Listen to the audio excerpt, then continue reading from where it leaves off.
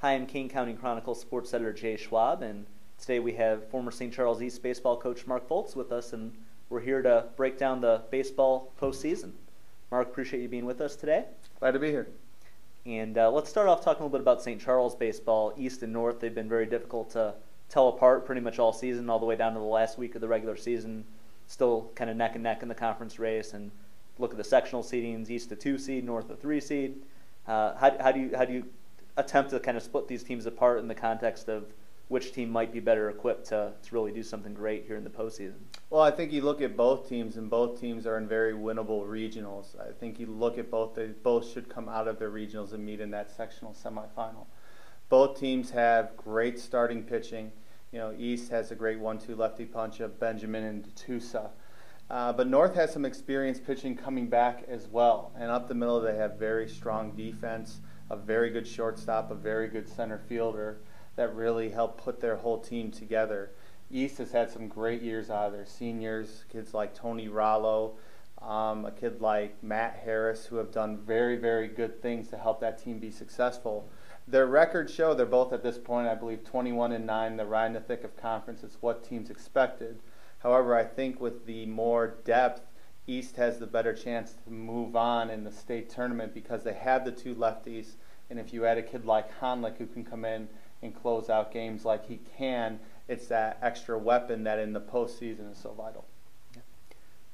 Geneva is a team that seems like come regionals pretty much every year they're there in that regional final. They've won some, lost some, but they've done pretty well in the postseason in recent years. And this season, late in the year, they've picked up some momentum, beating teams like St. Charles East and Streamwood down the stretch.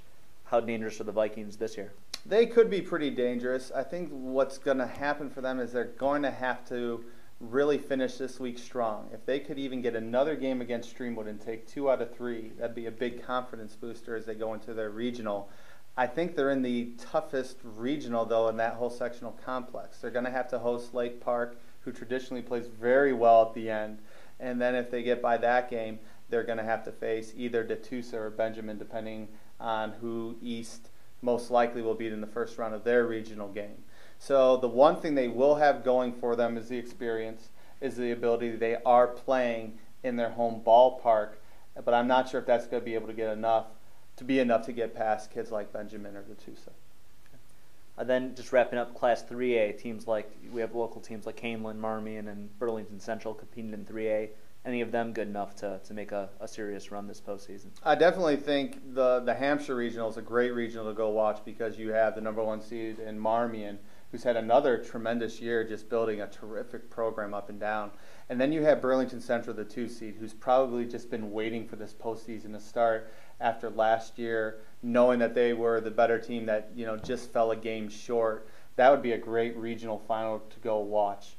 Seeing Marmion, how their experience will match up against Burlington Central, and seeing how they'd be able to kind of feel each other out through the course of that game. But then you look at Canelan, Thorgensen, I believe that's his name? Bobby Thorson. Thorson. He's had a terrific year on the mound, at the plate. Coach Aversa does a terrific job with that group.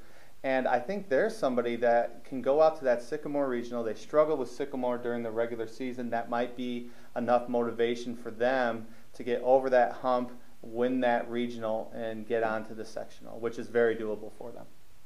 Well, if we have a game this postseason anywhere as electrifying as that Marmion Burlington Central ending was last year, I think we're all in for a lot of fun these next few weeks. But Mark, appreciate it very much, and thanks for joining us here at kcchronicle.com. We look forward to an exciting baseball postseason.